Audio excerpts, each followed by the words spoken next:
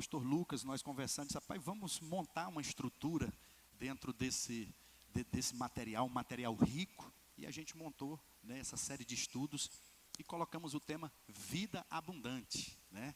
Quem é que não quer ter uma vida abundante em Deus aí, meu irmão? Eita, maravilha, eu quero, tá, ó, né, vida abundante é o tema, né? É o homem completo, é o ser, né, o homem integral, corpo, mente, alma e espírito, sendo abundantemente abençoado por Deus, plenamente resolvido em Deus, né? Nós estamos chegando nesse estágio, né? Glória a Deus. Então, e o pastor Fabiano deu a introdução, deu um apanhado geral, né? Fez aí um panorama geral do assunto. E o pastor Lucas, ele introduziu aí sobre inteligência emocional à luz da palavra, né? Foi um tema que tem tudo a ver com ele, que ele tem essa inteligência emocional, né, irmão? Ele é um homem que sabe muito bem trabalhar as inteligências emocionais do lado dele, né? Então ele trabalhou esse tema, foi importante demais, né? Inteligência emocional à luz da palavra. A minha esposa, a pastora Patrícia, trabalhou o tema equilíbrio emocional, tá, à luz da palavra, terça-feira passada. E hoje nós vamos trabalhar o tema blindando as emoções. Eita, menino, fazer uma blindagem, uma roupagem aí, né, nas emoções. Querido, pensa num tema complexo para você trabalhar, é a questão das emoções. Se é complexo para os neurocientistas, para a ciência, para os homens que estudam a mente, imagine, mas a Bíblia, meu irmão, ela tem conteúdo para tudo, viu? A Bíblia, ela é rica em conteúdo, né? Então, nós vamos estudar hoje, blindando as emoções à luz da palavra, viu? Não é à luz da palavra, nós vamos extrair esse tema baseado na palavra, viu? Tá? E terça-feira que vem vai ser um encerramento, né? Que é controlados pela graça. Eita, terça-feira que vem vai ser forte, viu? Controlados pela graça, né? A graça como o maior agente transformador das nossas emoções. Ó, né? Então vai ser terça-feira que vem, a graça como o maior agente transformador das nossas emoções, né? Eu costumo dizer que as nossas emoções, ora é nossa aliada, ora é nossa inimiga, meu irmão. As nossas emoções, tem hora que ela nos favorece e tem hora que ela nos trai. Aí que mora o perigo. Por isso que a gente tem que blindar, a gente tem que, né, não cristalizar as nossas emoções, que às vezes você petrifica as suas emoções, né, e elas se tornam enrijecidas. Mas quando você blinda, você protege as suas emoções, você está dando vida para os teus sentimentos, vidas para as tuas emoções, tá? Então, encontraram aí Atos, capítulo 12, versículo 5, amém? Então, Atos 12, isso, eu vou, Gregor, me ajuda aí nos textos, viu? Vou precisar da sua ajuda. Eu quero só pegar esse tema, porque todo o livro de Atos, o livro de Atos dos Apóstolos, é um livro que ele trata especificamente da igreja. Da igreja. E o tema nosso hoje é blindando as emoções à luz da palavra. Mas qual é o foco? A igreja como maior rede de apoio espiritual e emocional. Ó, a igreja como maior rede de apoio espiritual e emocional do ser humano. Não existe nenhuma instituição mais poderosa do que esse fenômeno chamado igreja. Não existe nenhuma rede de apoio mais importante do que a igreja, no que tange à emoção, à nossa espiritualidade, à nossa parte emotiva. A igreja é essa rede de apoio. Então, por isso que eu estou usando esse texto, por isso que eu estou usando a base desse estudo, Atos 12, 5, né? Porque Atos, ele é Atos do Espírito Santo, né? mas ele também é conhecido como os Atos da Igreja. Desde o capítulo 1 até o capítulo 28, a igreja está presente. Pastor, a igreja no capítulo 1 de Atos está presente? Ela está presente, ela só não está institucionalizada. Ela ainda não foi oficializada, mas no capítulo 1 ela está presente. No capítulo 2, ela é oficializada, ela é institucionalizada quando desce o Espírito Santo. No capítulo 3, ela vai para a porta do templo, né? Quando ela chega na porta do templo, ela cumpre o seu papel, que é curar, libertar e salvar. No capítulo 4, a igreja, né, ela vai pregar para as lideranças religiosas da sua época. No capítulo 5, ela entra numa atmosfera, num ambiente de oração tão poderoso, que Atos capítulo 5 diz que a terra estremece. No capítulo 6 de Atos, a igreja, ela oficializa os seus primeiros diáconos, os seus primeiros trabalhadores, né, para trabalhar. A sua estrutura eclesiástica começa a ser montada a partir do capítulo 6. Né? No capítulo 7, tem o primeiro mártir da igreja de Atos, né, que é Estevão, mas ele morre, mas não nega o nome do Senhor Jesus, né? Então, no capítulo 8, a igreja, ela vai ser perseguida, né? Ela vai ser perseguida, vai sofrer uma perseguição, mas mesmo perseguida, ela não para de crescer. Por quê? Porque a igreja é assim, quanto mais bate, mais ela cresce. Né? No capítulo 9, um dos maiores líderes, uma das maiores lideranças da igreja vai se converter, que é Saulo, que é Paulo. No capítulo 10, a igreja que estava centrada só em Jerusalém, ela vai sair de Jerusalém, né? Ela vai para a casa de Cornélio, ela vai palmilhar o mundo dos gentios, ela vai ganhar uma família gentílica, né? No capítulo 11, toda a família de Cornélio vai se tornar, vai fazer parte da igreja. E aí no capítulo 12, nós vamos ver a igreja como maior rede de apoio. Por quê? Olha o versículo 5. Enquanto Pedro estava preso, guardado na prisão, o que a igreja fazia? Qual era o papel da igreja em relação a Pedro? Oração. Pedro está preso, mas a igreja está orando. Pedro está na cadeia, Pedro está detido, mas a igreja está na cobertura espiritual. Então a igreja, querido, é a maior rede espiritual e emocional que o ser humano precisa. A gente só precisa descobrir os caminhos, mas a igreja é a fonte de Deus para as nossas vidas. Amém, querido? Então, esse versículo 5, né, dado essa introdução, vamos lá. Querido, sabe o que me encanta na Bíblia? O que eu fico encantado é que a Bíblia, ela mostra não só o lado bom dos seus heróis. A igreja não vai mostrar só o lado perfeito dos seus personagens, dos personagens bíblicos. A Bíblia não vai mostrar apenas o lado certo, correto, o lado amável, afável dos seus personagens, dos seus heróis. Não, né? A Bíblia, ela mostra esse lado e a gente se encanta, né? Quem que não se encanta com a fé de Abraão, né? Esse lado da fé de Abraão. A Bíblia não vai mostrar só o lado bom dos nossos heróis, os heróis da Bíblia, os heróis, né, das Escrituras. Esse lado bom, o lado da fé, o lado da coragem, o lado da bravura, o lado divino desses homens. Nossa, como a gente se encanta com o lado divino desses homens, né? Quem é, querido, que não se encanta com Abraão? Abraão, ele sai do conhecido para o desconhecido.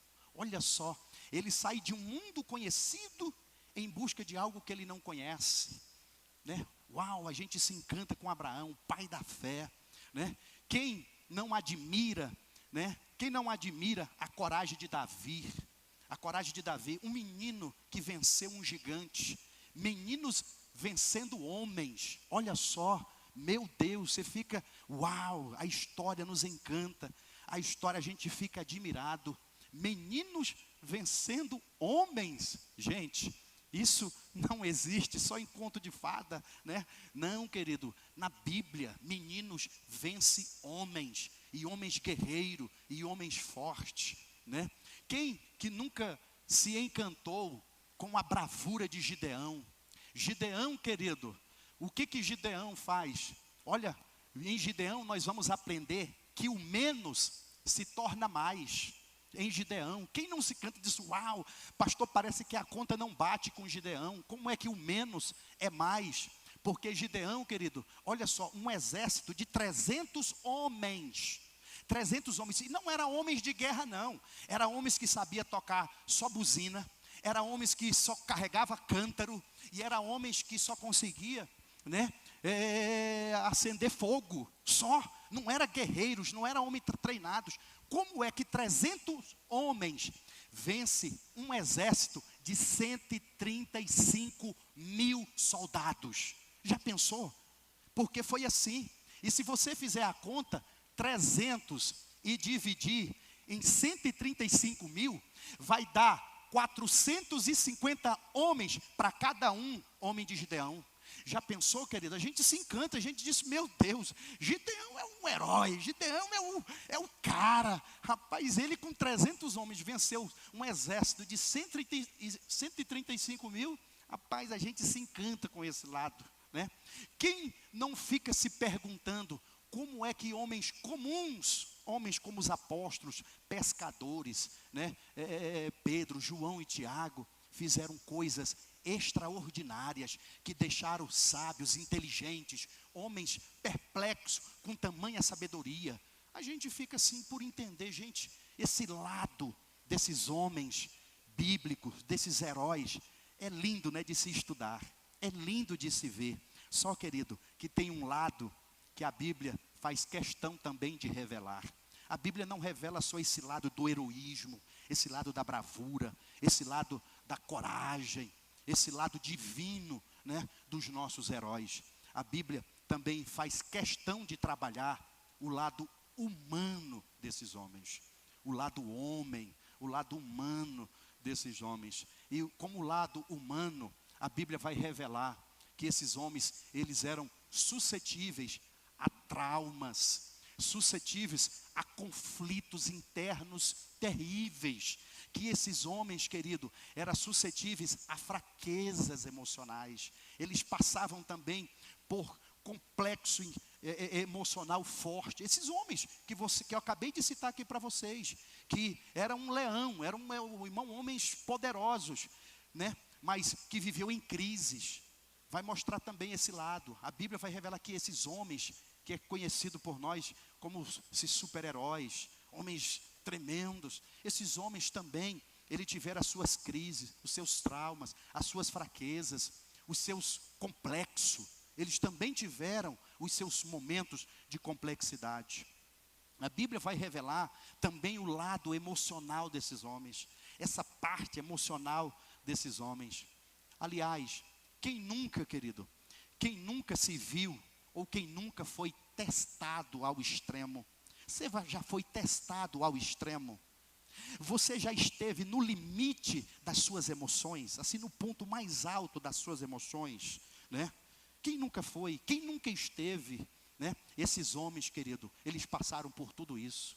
Esses homens, querido, que a Bíblia vai citar, que nós temos como os nossos heróis, esses homens, eles também tiveram as suas mentes adoecidas. Mente, um equipamento tão importante que Deus nos deu. Deus nos deu um equipamento tão poderoso, querido, tão forte, que é a tua mente. Quando Deus quer comunicar com o homem, Ele se comunica através da mente. Ele disse: eu porei as minhas leis, lá em Hebreus 10, 16, porei a minha palavra na tua mente, né? Então, esses homens também tiveram momentos que as suas mentes estiveram adoecidas, pesadas, cansadas, fragilizadas, né? Tiveram momentos que a mente deles se tornaram lentas, o raciocínio deles foram lentos, não foi aquele raciocínio tão rápido, né? Mentes adormecidas, passou por esse momento.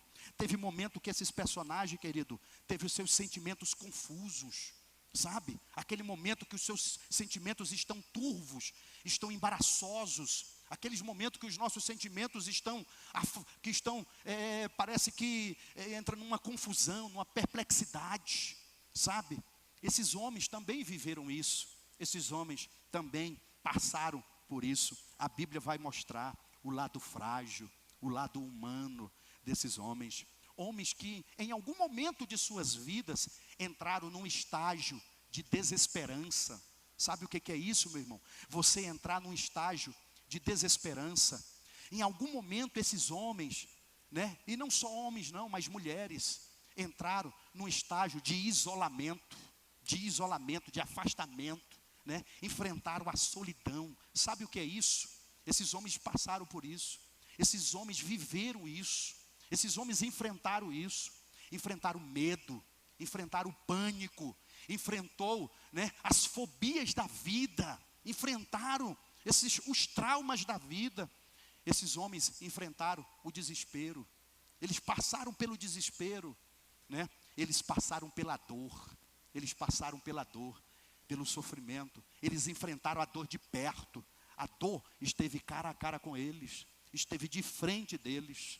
Então, querido, se você em algum momento se viu assim, com as suas emoções fragilizadas, se você se viu em algum momento com a sua desesperançoso, se em algum momento da sua vida você viveu essa solidão, esse isolamento, se você viveu ou está vivendo, eu quero dizer, bem-vindo ao mundo humano. Isso é ser humano. Bem-vindo à humanidade, viu? Preocupa não, querido. Bem-vindo à humanidade. A Bíblia não vai esconder o lado humano deles, sabe? A Bíblia não vai ocultar o lado humano desses homens. Não vai esconder, não. E você não é diferente dele. Eu não sou diferente delas, das mulheres que enfrentaram esses tipos de emoções fortes, passaram por sentimentos, né, por complexo, por traumas, passaram por privações, passaram por depressões, momentos depressivos, cabisbaixo. Mas sabe de uma coisa, querido? Eles passaram, eles não ficaram, porque a mão de Deus esteve com eles. Glória a Deus. Então, querido, bem-vindo ao mundo das emoções. Eu quero te apresentar, tudo isso que eu falei faz parte da emoção do ser humano. Eu sinto isso, você sente isso. Não adianta a gente fazer um complexo, um arcabouço teológico para dizer, não, Deus nos disse que eu sou forte, que eu sou irresistível, que eu sou invencível. Querido, para com isso, essa teologia, ela não vai te ajudar, porque você é gente, você é humano, nós vivemos no mundo real. Nós ainda vivemos no mundo real, nós vivemos no mundo das emoções, no mundo da humanidade. Nós ainda somos carne, nós somos humano, querido. E ser humano é um privilégio, sabe? Ser humano é o maior valor que temos. Sabe qual é o maior valor que temos? É a nossa humanidade. Porque se alguém tirar a nossa humanidade, você pode ter certeza, ninguém vai ter interesse de buscar a Deus. Sabe por que buscamos a Deus? Porque nós somos humanos, nós somos frágeis, nós somos falhos. Sabe por que nós buscamos a Deus? Porque nós somos dependentes de Deus. Quem é dependente de Deus aí? Então você está mostrando o seu lado humano. Eu vim trazer essa mensagem para você que está vivendo no pico alto da sua emoção, ou você já viveu. Se você já viveu, passou por isso, Deus está dizendo, você vai blindar muitas pessoas que estão passando por isso. As nossas emoções, querido, tem hora que a gente vive num complexo terrível, mas bem-vindo, querido. Isso é que é ser humano. Por isso que quando Paulo, ele vai dizer para Deus aquele espinho na carne, ele vai dizer, Senhor, eu descobri que eu sou humano, eu sou gente, eu sinto dor, eu sangro, eu choro. Aí Deus vai dizer, Paulo, disseste bem, porque a minha graça te basta, porque o meu poder se aperfeiçoa na fraqueza. O meu poder se aperfeiçoa na fraqueza, é na fragilidade nossa, das nossas emoções, é na fragilidade dos nossos pensamentos, é na confusão dos nossos sentimentos que o poder de Deus se manifesta. Se você está assim, Você é alvo da graça de Deus. Você é alvo do poder de Deus. Glória a Deus. Quer ver, querido? Ó, eu por enquanto só falei, mas eu não mostrei os personagens, né? Então eu quero te convidar para rapidamente nós entrar aqui no túnel do tempo. Vamos mergulhar na Bíblia, que é melhor, né? Então, como dizem uns pregadores aí, né? Aperte o cinto, porque nós vamos decolar. Né? Ai, Deus do céu. Pois é, Deus vai falar com você, porque Deus conhece a tua vida. O Salmo 103 é lindo, porque o Salmo 103 começa assim, ó. Bendiz, ó minha alma, ao Senhor, e tudo que há em mim, bendiz o seu santo nome. Bendiz, ó minha alma, ao Senhor, e não se esqueças de nenhum dos seus benefícios, porque é Ele que perdoa todas as suas iniquidades e sara todas as tuas enfermidades. É Ele que redime a sua vida da cova e te coroa de bens e de longanimidade, de sorte que a sua mocidade se renova como a águia. É lindo, não é isso? Mas olha o versículo 14 do Salmo 103. Sabe por que o salmista está dizendo isso? Porque ele diz que o Senhor conhece a nossa estrutura e sabe que somos pó. Ele sabe da tua estrutura, Ele conhece o teu limite. Sabe quando a gente é experimentado no limite máximo das nossas emoções? Deus conhece as tuas emoções. Deus conhece o limite até aonde você vai. Quem sabe você está dizendo assim: pastor, eu estou no limite extremo das minhas emoções. Eu estou vivendo no limite máximo da minha estrutura emocional. Mas Deus está dizendo: eu vim hoje aqui porque eu quero cuidar de você. Eu sou o Deus que cuida. Eu sou o Deus que amparo. Eu sou o Deus que organiza os teus pensamentos. Às vezes os pensamentos da gente estão desorganizados. A gente não consegue refletir, a gente não consegue pensar direito, a gente não consegue produzir. Então, vamos navegar então na Bíblia, alguns homens. Então, bem-vindo ao mundo de Moisés, viu? Bem-vindo ao mundo de Moisés. Moisés era humano. A gente olha para Moisés, uau, o homem que abriu o mar vermelho, uau, o homem que fez maravilha, uau. Bem-vindo ao mundo de Moisés. Bem-vindo ao mundo de Elias. Uau, profeta Elias. Nosso Deus, profeta do fogo. Bem-vindo ao mundo de Elias, viu? Nós vamos ver um outro lado de Elias, né? Jó. Bem-vindo ao mundo de Jó, viu? Jó, o homem mais rico do Oriente. O homem mais rico do Oriente. Ó, e a riqueza naquela época era direcionada, era condicionada. Tinha homens ricos, mas se era rico só em ovelhas. Tinha homens ricos, mas eles eram ricos só em gado. Tinha homens ricos e poderosos, mas eram ricos só em camelos, só em camelos. Tinha homens ricos, mas eram ricos só em bois, né? Não era essa riqueza desconcentrada, né? Era uma riqueza. Agora Jó não, era rico em ovelha, era rico em boi, era rico em camelo, era rico em jumentos, era rico em tudo, meu irmão. Olha só, o homem mais rico. Aí você disse: uau, Jó é poderoso. Bem-vindo ao mundo de Jó, nós vamos ver. Bem-vindo ao mundo de Jeremias, um homem que foi comparado a Jesus, irmãos. Quem os homens dizem que eu sou? Aí os discípulos chegaram e disseram: não, eles dizem que Jeremias é Jesus, né? Que tu é Jeremias. Olha só, irmão, que honra. Jeremias foi se comparado, equiparado com ele, com Jesus. Uau, esse Jeremias é poderoso, né? E aí, bem-vindo ao mundo de Jeremias, né? Bem-vindo ao mundo de Jonas. Ao mundo de Jonas, meu irmão. Jonas, bem-vindo. Aí eu coloquei aqui uma mulher, Rebeca. Bem-vindo ao mundo de Rebeca, a segunda matriarca de Israel. Eita, mãe de Jacó, mãe de Esaú. Bem-vindo ao mundo de Rebeca, viu? E mais do que tudo, bem-vindo ao mundo de Jesus, o Cristo, o homem. Vamos lá para os textos? Então, Números, agora eu quero que você olhe na Bíblia. Números, eu vou falar a referência de todos esses personagens. Números, capítulo 11, versículo 14 e 15. Olha só, querido, a Bíblia, ela não mostra, ela não revela. Você vai, esses são os capítulos mais importantes da vida desses homens. Esses são os versículos mais importantes da vida desses homens. Por quê? Olha o versículo 14. Olha só, vamos ler toda a igreja? Dinâmica, vamos lá, 1, 2, 3.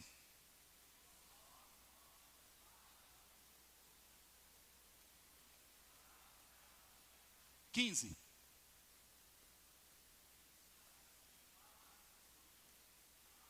Opa, como é que é? Mata-me.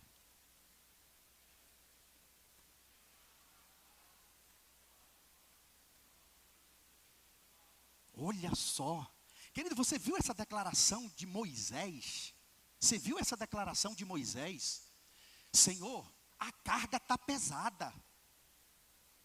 Tira a minha vida. Me mata, eu não consigo. Isso aqui é uma declaração de Moisés, o maior legislador de Israel. Vamos lá, Elias. 1 Reis, capítulo 19, versículo 4. 1 Reis, capítulo 19, versículo 4. 1 Reis 19, 4. Vamos lá, toda a igreja, 1, 2, 3.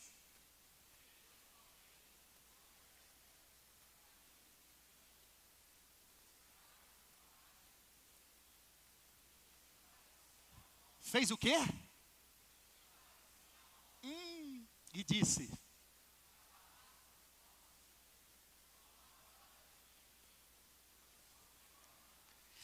Querido, olha essa declaração de Elias, do maior profeta, do profeta do fogo, do profeta que enfrenta 850 profetas, 400 de Assera e 450 de Baal. Ele está dizendo, olha, elimina a minha vida, acaba comigo. Olha só, vamos lá, tem mais. Jó capítulo 7, versículo 15 e versículo 16. Jó capítulo 7, versículo 15. Vamos lá, toda a igreja.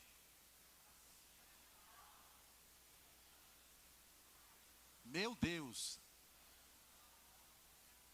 Versículo 16.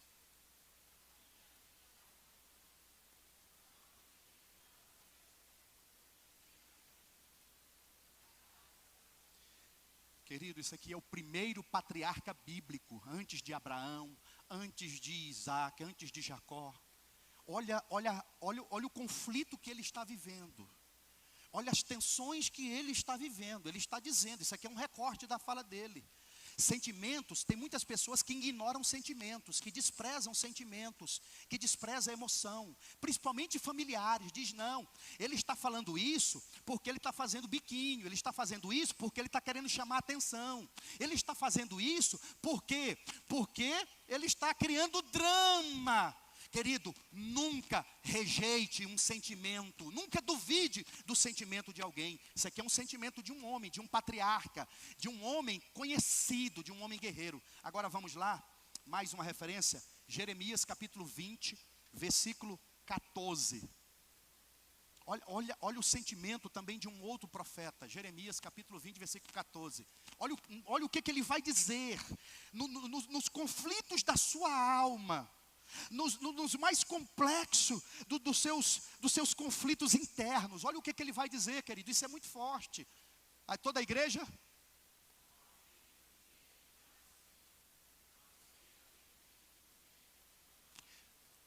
Vamos lá o 15, porque até o 18 ele vai falar.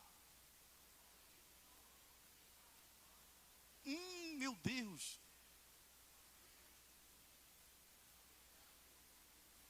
Olha o 16, é mais forte ainda. O 16. O 16 é mais forte ainda.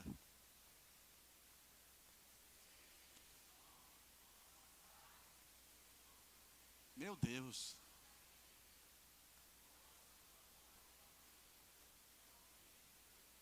Olha o 17. O 17 que é forte. É. Meu Deus.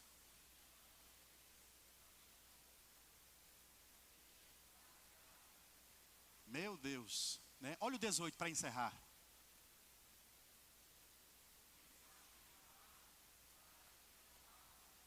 Oh.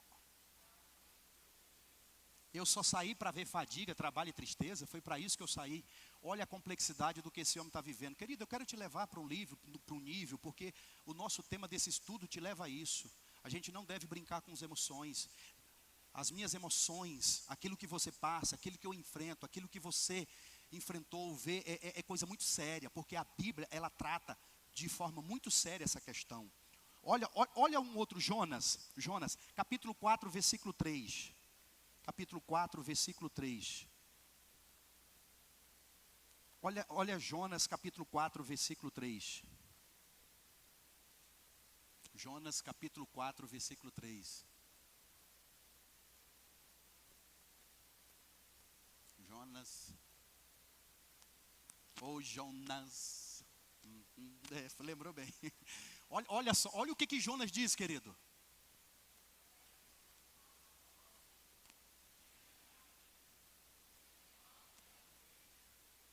É forte. Vamos ler mais texto. Agora vamos para Gênesis. Rebeca. Olha o que Rebeca disse. Gênesis 27, 46. Olha o que Rebeca. Por que eu peguei o lado? Por que eu peguei uma mulher? O que Rebeca falou nesse texto, muitas outras mulheres também falaram da Bíblia.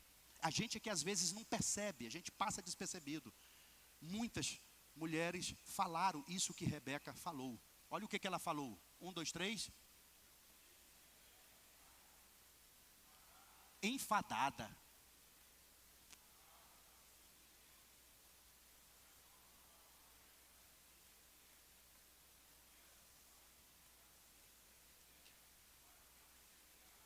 Meu Deus, olha só, querido, você está entendendo o drama dessa mulher? Você está entendendo o drama que essa mulher está vivendo? De que me servirá a vida, né? Por que eu peguei um exemplo de uma mulher? Nós tem outros exemplos também, né, de mulher. Raquel, também ela vai dizer, oh, dai-me filho, ou então eu morro. Olha o estágio que ela está vivendo. Nós tem aquela mulher também, a mulher viúva, aquela mulher de Serepta, a viúva de Serepta. Ela disse, olha, eu e meu filho vamos comer e nós vamos morrer e esperar a morte. Olha o conflito que essa mulher está vivendo. Agora vamos para o último versículo e a gente já caminha para o final. Mateus capítulo 26, 38. Mateus 26, 38. Olha só. Vamos lá?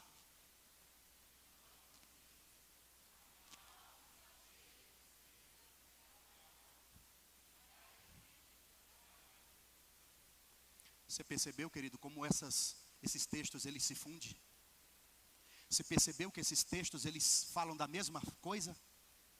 Esses textos eles falam do mesmo momento que todos eles estão passando?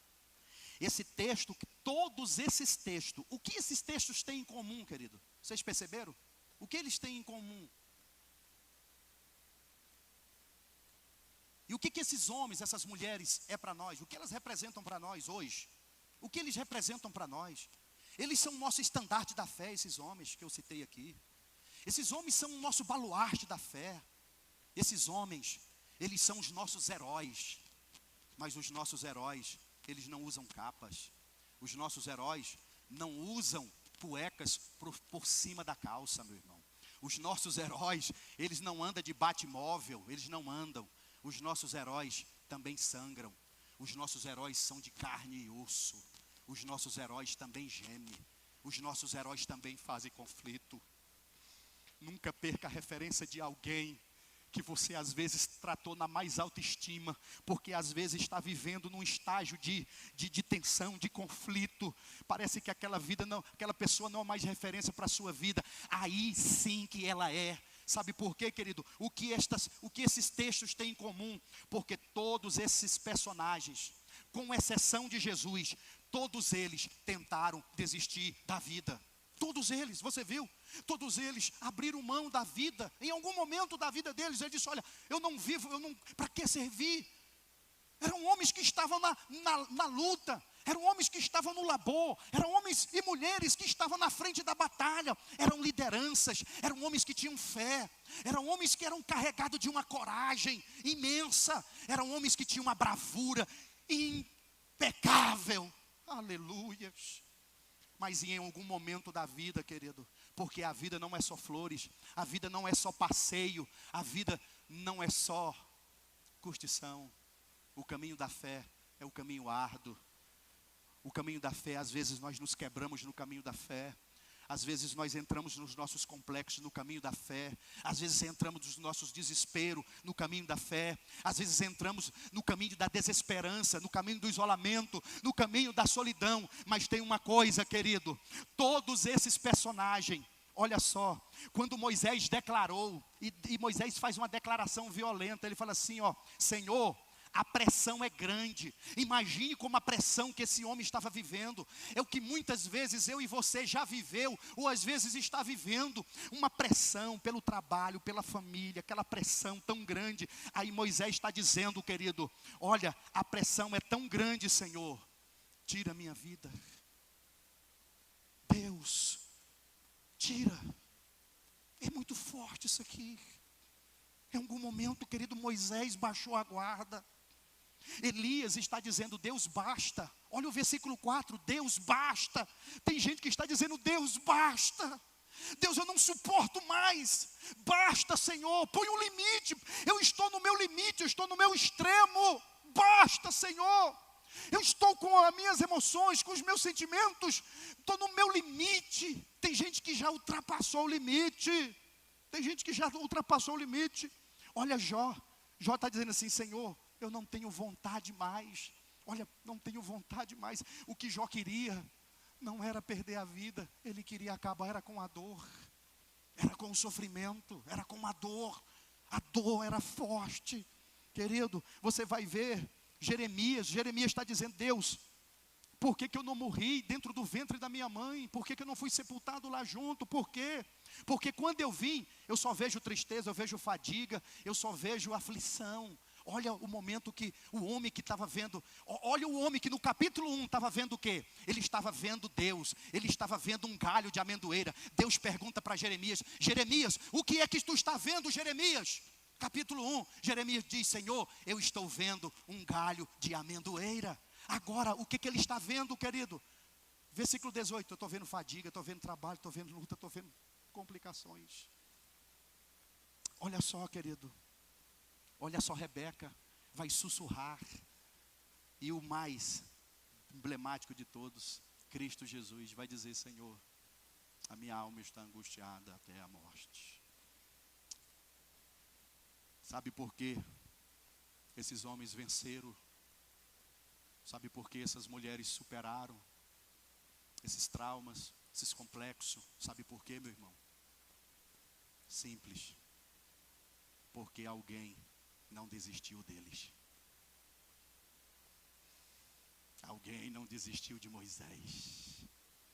Alguém não desistiu de Elias. Alguém não desistiu de Jonas, não desistiu de Jeremias. Teve alguém que não desistiu de Rebeca. Teve alguém que diz, não, eu não vou desistir de você, eu não vou abrir mão de você. Ei, é para você que está me assistindo aí, a mensagem é para você. Quem sabe você está vivendo nesses complexos, quem sabe você está vivendo nessas crises. Mas Deus está dizendo, não desista, porque eu não abri mão de você. Deus não abriu mão de você. Já pensou se Deus abrir mão quando nós entramos nos nossos traumas, nos nossos complexos, nos nossos sentimentos de confusão? Mas naquele momento chega a mão de Deus. Deus disse para Moisés, no capítulo 11, Moisés, tu está nesse complexo, tu está nesse trauma, mas eu vou levantar 70 homens para te ajudar. Esses 70 homens vão te blindar. Esses 70 homens vão ser tua base, vão ser teu apoio.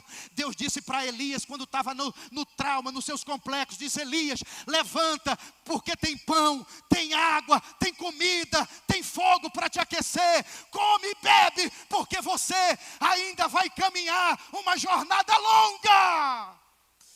Aleluia, aleluia. Quando Jeremias estava nos seus complexos de crise, porque Jeremias, querido, se nós estudar, Jeremias ele teve crises de comparação, ele viveu crises de comparação, capítulo 12, ali começa a crise de comparação de Jeremias. Jeremias profetiza capítulo 1, 2, 3, 4, 5, 6, 7, 8, 9, 10, 11, está tudo bem, uma maravilha. Aí no capítulo 12 vem as crises, aí ele começa a comparar, aquele fulano está prosperando, eu não estou prosperando, a coisa está acontecendo, está fluindo. Então a primeira crise de Jeremias é a crise das comparações, capítulo 12. Capítulo 15 é a segunda crise de Jeremias, capítulo 15 15, é a crise das ausências. Jeremias vai dizer assim: Senhor, tu para mim se tornou como uma fonte seca. Jeremias está se sentindo só, Jeremias está na solidão, ele está dizendo: Deus, parece que tudo se secou. É a crise das ausências. Essa crise dói, essa crise machuca, essa crise ela nos arrebenta. Mas Deus chega para Jeremias e diz: Jeremias, assim como se funde o ferro, eu não te deixo, eu não te largo, eu estou sempre contigo. E no capítulo 20, Jeremias vai viver a crise dos resultados. Querido, a crise dos resultados é terrível. Olha o versículo 7 depois. Jeremias vai estar dizendo assim: Senhor, tu me iludiste, tu me chamaste para o ministério e eu fiquei iludido, eu me empolguei. Por isso que eu estou agora vivendo essa crise. Mas Jeremias, Deus vai dizer para Jeremias: Jeremias, o teu ministério tem resultado. Você pode não ver, não perceber, mas tem muitos que vão se espelhar em você. Você é referência. Babilônia vai até invadir Judá. Você não vai livrar Judá da invasão babilônica, mas tem muita gente que vai se espelhar em você. Tem muita gente que você vai ser um referencial para muita gente. Aleluias, aleluias. É assim, querido, nos nossos momentos de crise, Deus chega. Deus não desiste de nós, Deus não desiste de você, Deus não desiste. Quando Rebeca estava naquela crise, porque ela tramou, tudo aquilo foi uma trama de Rebeca. Rebeca tramou, ela entra numa crise, porque ela descobre que o irmão mais velho quer matar o mais novo. Aí ela fica em desespero, ela fica sem saber o que fazer. Aí ela disse: meu filho não pode casar com as mulheres de Et, não pode casar porque não vai dar certo. Se o meu filho Jacó casar com uma dessas mulheres estrangeiras, que me venha a morte, e Isaac, que eu morra naqueles conflitos, naqueles traumas que ela está vivendo. Deus estava dizendo assim: calma, Rebeca, eu estou te dando uma direção. Manda Jacó para a casa de Labão, para a casa do teu irmão, porque lá ele vai encontrar uma mulher. A linhagem de Israel vai ter sequência. No momento de crise, de traumas, Deus dá direção. Deus dá direção. Aleluias. Se coloca de pé, igreja, em nome do Senhor Jesus. O remanda, xandará, balabá, suriandas. É para você essa mensagem: pastor, eu estou bem com Deus, glória a Deus, aleluia. Mas em algum momento da sua vida, a gente fraquejou. Aleluias. Mas saiba, querido, Deus não abriu mão de nenhum desses. Deus também não vai abrir mão de você. Deus não vai abrir mão de você. Deus não vai abrir mão de você. Deus não vai abrir mão da sua vida. Aí onde é que entra Atos 12, pastor? Onde é que entra? Sabe por quê? Entra aqui. Porque o método da igreja é aprender com Deus. Vou repetir, querido. O método da igreja é aprender com Deus. É aprender com Deus. Tudo que Deus faz, a igreja faz. Tudo que Deus realiza, a igreja também realiza. A igreja reproduz, ela replica o que Deus faz. Sabe por quê? Porque a igreja é o fluir de Deus na terra. Aleluia. A igreja é o fluir de Deus aqui na terra. Deus se comunica na terra através da igreja. Você pode ter certeza, querido. Deus está usando essa igreja aqui para falar com você. É a igreja para falar com você, porque Deus se comunica na terra através da igreja. Pastor, é um programa de rádio. Pastor, é um programa é uma rede de acompanhamento que eu descobri. Pastor, eu descobri um outro mundo. Eu descobri uma rede de apoio. É interessante, o senhor não está nem para saber. Pastor, eu descobri uma comunidade especial. Pastor, eu descobri. Querido, tudo isso é falácia, é mentira. A igreja é o método de Deus. A estrutura que Deus usa, a rede que Deus usa, é a igreja para nos blindar, para nos sarar, para nos proteger. É a igreja. Não existe o fluir de Deus fora da igreja. É na igreja que você sangra, é aqui que você é curado. É na igreja que você se machuca, é aqui que você é sarado. É na igreja que você fraqueja, mas é aqui também que Deus te levanta. Aleluia, porque a igreja é o fluir de Deus em nós. Eu estou sentindo a presença de Deus aqui. Remanda, xandará, bababaixo. Deus está mandando dizer à igreja, está abrindo mão da igreja. Não abra mão da igreja. Aleluia. Pastor, tem um eficaz. Tem um sistema eficaz. Querido, o eficaz chama-se igreja. O sistema eficaz chama-se igreja. Pastor, poderoso. Obrigado, meu querido. Pastor, eu descobri um sistema poderoso. Eu descobri um método poderoso. Pastor, eu descobri uma estratégia incrível. É a igreja? Não é não. O sistema não é a igreja, não. Deus se comunica na terra através da igreja. Aleluias. Aleluias. Por isso que Deus está te alimentando aqui na igreja. Por isso que Deus está te levantando aqui na igreja. É por isso que você tem sede da igreja. É por isso que você, quando você se desespera, você lembra da igreja. Você lembra do irmão, você lembra de uma irmã. Você pede oração, é por isso. Porque a igreja é o sistema de Deus. É o método de Deus. Ninguém se cura sozinho. Ninguém se regenera sozinho. Nós se regeneramos porque nós somos corpo. A mão não se regenera se ela estiver fora do corpo. O pé não se regenera se estiver fora do corpo. Mas se estiver no corpo, a mão pode se cortar, a mão pode sangrar, mas ela vai se regenerar. Aleluia! Levanta a tua mão para os céus. Deus está dizendo: eu estou regenerando a tua vida. Eu estou regenerando os traumas da tua vida. Uremanda, xandará, balabá, xurianda. Então o que é que Deus faz? Deus usa a igreja para blindar as nossas emoções. Deus usa a igreja para nos proteger. Aleluia. Sabe por quê? Eu já vou entrar aqui para nós encerrarmos. Sabe por quê? Onde é que Pedro estava? Onde Pedro estava? Você sabe o que é um trauma de quem está preso?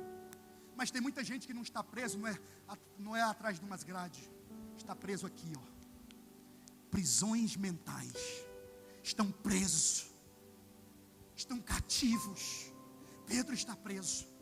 Sabe o que Roma fazia quando prendia os seus delinquentes ou os seus homens? Sabe o que Roma fazia? Roma fazia 3 coisas. Primeira coisa, ela tirava as sandálias. Segunda coisa, tirava o cinto. Terceira coisa, tirava a capa. O que é um homem sem sandália? Um homem sem sandália é um homem preso, cativo, escravo. Porque eu sem sandália, eu posso até andar, mas eu não vou longe. O diabo está dizendo: você não vai longe. Eu tirei as sandálias dos teus pés. O que é um homem sem um cinto na cultura judaica? Era um homem sem honra. O que é que uma pessoa, quando está vivendo crises existenciais, o que ele sente? Ele sente uma pessoa que não é valorizada. Ele sente que uma pessoa é desprezada. Por isso, querido, o que uma pessoa que está num estágio emocional tão forte, o que ela precisa de amor. O que ela precisa é ser abraçada. O que ela precisa é se sentir gente. Ela não quer se sentir um Deus. Ela não quer se sentir uma heroína. Ela quer sentir gente. E o que eles faziam? Tirava. Por quê? Porque diz assim: eu tirando a capa, vocês morrem de frio. Vocês não vão suportar o frio. Tirava a sandália, tirava o cinto, tirava a capa. Tem muita gente que está assim. Tem muita gente que está preso nas prisões, sem sandália, sem cinto e sem capa. Mas sabe o que eu acho lindo? É que Pedro estava lá. De repente alguém bateu no ombro dele. Mas por que alguém bateu no ombro dele? Porque tinha na retaguarda uma igreja orando, intercedendo. Tem uma igreja que ora por você, você nem imagina. Tem uma igreja que intercede por você, você nem imagina. Tem uma igreja que jejuma por você, você nem imagina. Sabe por que Deus está quebrando as cadeias emocionais da tua vida? Porque tem alguém que não desistiu de você, que ora por você, que jejua por você. Oh, levanta a tua mão aos céus.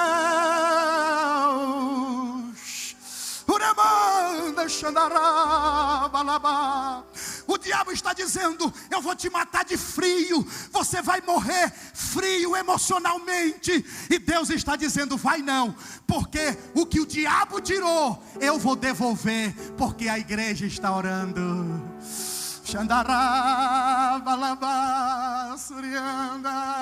Deus está te devolvendo o cinto aí, meu irmão. Deus está te devolvendo a honra. Deus está te devolvendo o valor. Levanta a tua cabeça. Passou por luta, passou por prova, mas você ainda está de pé. Deus está te devolvendo sandália aí. O diabo disse que você ia morrer lá, preso naquela casa, preso naquele esconderijo. Mas Deus está dizendo: eu estou te colocando sandália. Por quê? Porque você vai longe, levar a minha palavra, levar o testemunho. Você vai contar a tua experiência. Aleluia! E Deus está dizendo: e de frio tu não morre, porque eu vou te aquecer. Eu vou te aquecer. Agora, querido, põe a mão no seu coração. Deixa eu orar por você. Meu Deus, há horário. Deixa eu orar por você. Deixa eu te contar uma aqui. Tem gente que não gosta de usar a metáfora de coisas que a Bíblia tem uma alusão mal. Por exemplo, serpente. Mas Jesus usou a metáfora da serpente. Usou ou não usou? Porque só Deus pega o que é mal e transforma no que é bom.